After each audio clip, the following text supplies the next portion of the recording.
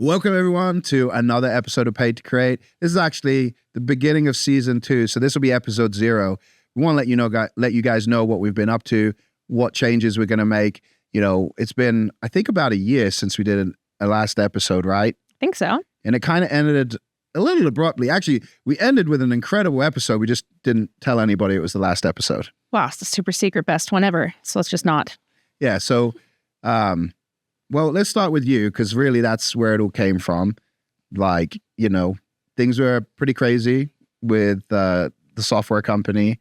You're a mom of 5 with your youngest at the time. How old is James now? He's 3 now. So he would have been just 2, which I don't know if you have kids at home, but anybody with a 2-year-old, that is quite the developmental stage for a parent. We're talking about the terrible 2s, which really can roll into the horrible 3s too. But what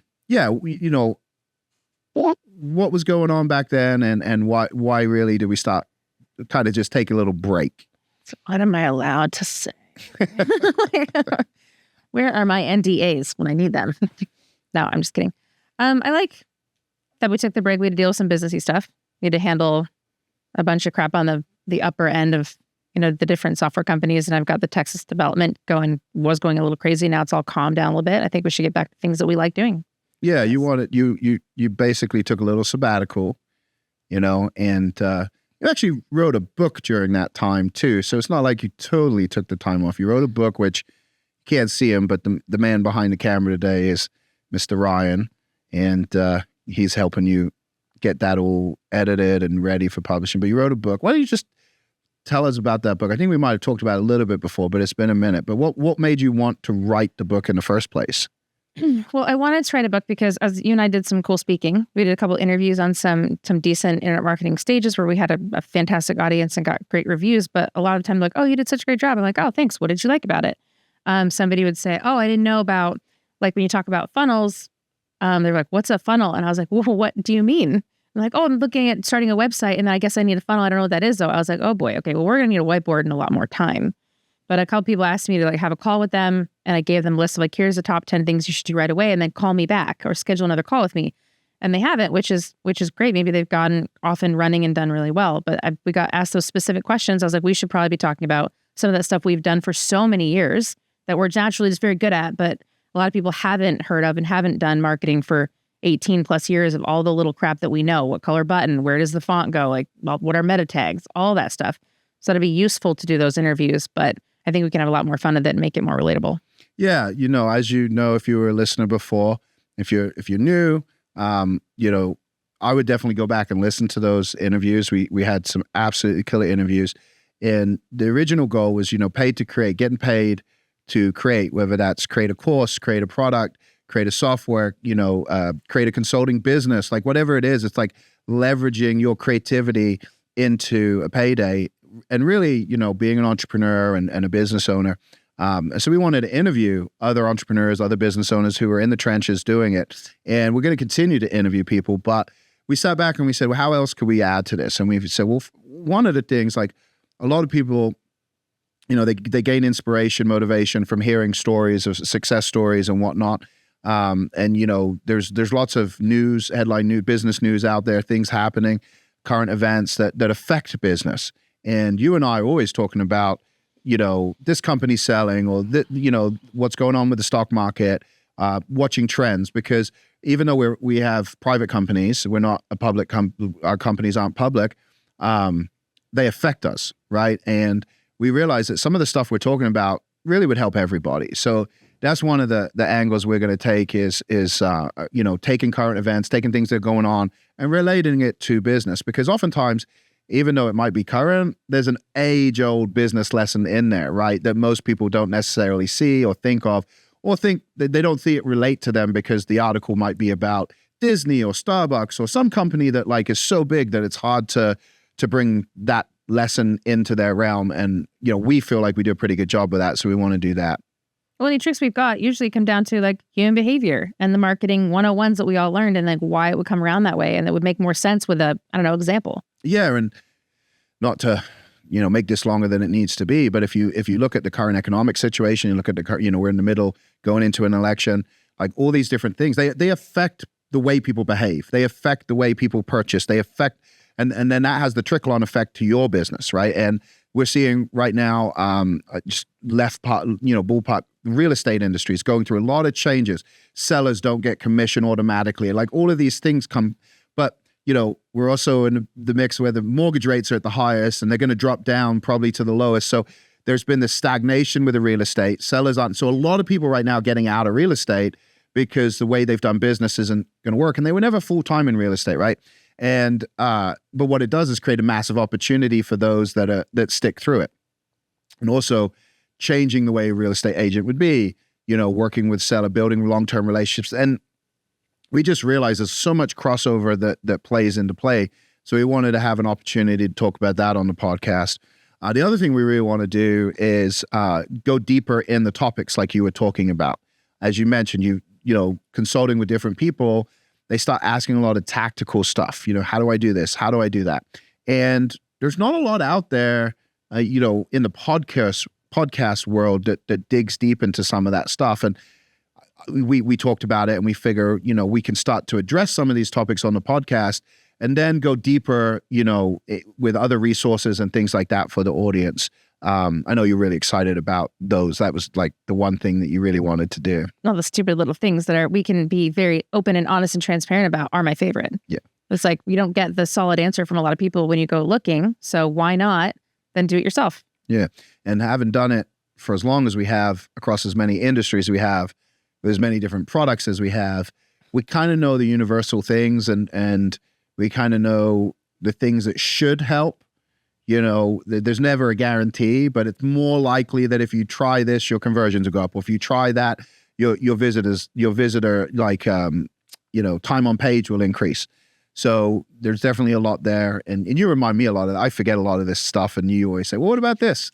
So that's always helpful. And then, so we got interviews, we got topical, current events. Questions and answers. And then the tactical stuff. And then the last thing we want to do is actually engage with the audience more and obviously shape the podcast based on what they need, right? So getting your questions, whether it's about how to manage and hire a team. Sarah is in terms of building the right team to help grow a company. Sarah's been the backbone for many of the companies she's been involved in, and has done it not only in the US, but done it on a global scale, understands outsourcing, understands overseas employment, understands like how to make sure everybody's connected, especially, and this is one thing I think most people, well, you don't really talk about that I think is very valuable in today's world since we had a pandemic with so many more remote workers. You've always pushed all of the companies you've been involved with to be remote and have always done it successfully, right? So some of these companies who push for offices and things like that, a lot of the times it is to, keep the people together. It's to create certain environments, things like that.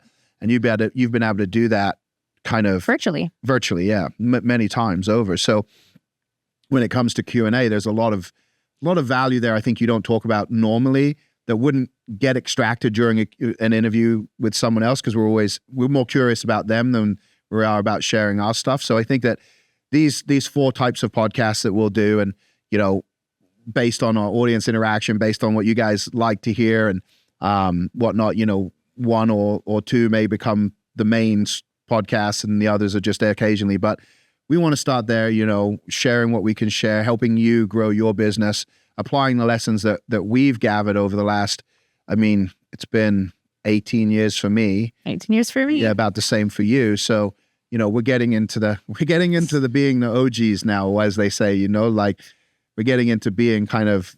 My kids call me ancient already. Yeah, I was good. I don't feel old, but I'm sure someone in their 20s would look at me and be like, man, that old man spitting his grumpy old man over there. So we just figured what better way to do it than back on the podcast platform. And we ummed and ahed over different names and things like that. We said, you know what? We love this brand. I think we had 16 episodes. We went out. We were climbing the charts pretty quick. We were having great downloads. We were very excited about it. We had a bunch of stuff happen. And sometimes, and this is a lesson just in this, it's not, this is kind of, like I said, episode 0. We're not doing a full episode here, but sometimes you have to focus on the main thing. And that means like letting go of the things that, I don't want to say the podcast was a distraction, but it wasn't a key driver to what we needed at the time with what was going on. And sometimes you have to make those hard decisions and pivot quickly in order to prevent anything negative happening long term. And so it's one of those pivots, and then the sabbatical for you to really like spend some time with the family, focus on what you needed to focus on, because, you know, with all that pressure, all that stress, sometimes, you know, you get burnt out, and it's hard to be enthusiastic. It's hard to get on a podcast and, you know, put out the best content when you've got your mind is thinking about 10 other things, right? I've never faked a smile, if that helps. It's not worth it. Oh, that's good. That's good. And now I like that we're doing a pivot. I like that we're changing sort of the nature of our Paid to Create, but the idea and the brand and what we started to build and the interviews we did have were so valuable. I'm not ready to let it go. Yeah. And I definitely want to continue those interviews as well. I just think that we feel like we have a lot more to offer. And I think we're both in a place now with things after things have settled down. New ventures are on the up and up. It just seems like it's the right time to put the content out there to help you, the listeners, you know, grow your businesses, or, you know, help you navigate through situations that you may be going through. And what better way to do it than a podcast? It seems like a fun format.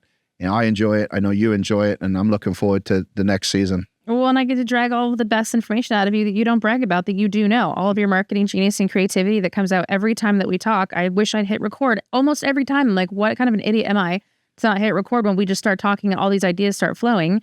And the same thing with you. If you're asking me about ops and taxes and liabilities and different partnerships and variations of our operating agreement that I went through that were huge mistakes, are valuable just to different audiences. So I think the questions and answers are going to be our most entertaining part. Yeah, it's honestly like different stages of business are like having children, right? Like before you have a child, they're all different. They're all different. Nobody tells you how hard it is, right? But on the flip side of the difficulties, the flip side of the sleepless nights is this amazing child, right? It's this thing you look back on and you screw up, you make mistakes as a parent. You know, you're trying to guide them, you're trying to do the best you can. And at the end of the day, you hope, you know, if you've done all the right things, they're somewhat a decent human, right? It's also something you've created and you're investing in with your advice and all your efforts, and you're trying. And that's like when you create your company. So that's my point. It's like a company. It's not the same, but like nobody can tell you what it's like to run a business till you're running a business. Nobody can tell you that they can forewarn you. They can prepare you in a sense, just like parenting books, and they can give you a foundation. But until you're in it, like, you know, and you can't really pass that information on until you've gone through it. And so, you know, we just feel like it's crazy. It's only been a year, but I feel like I've had a decade worth of lessons in that year. And so I think this is going to be, you know, super valuable to those listening. And I think we're going to have a lot of fun doing it. Let's not talk about our arrest or anything like that. All right, everyone. That's it for episode 0. I hope you kind of get a good overview of what we're going to be doing moving forward. I hope you're excited like we are. If not, bear with us. I promise you it's worth it. And we'll see you on the very first episode of season 2 next time. Go clap.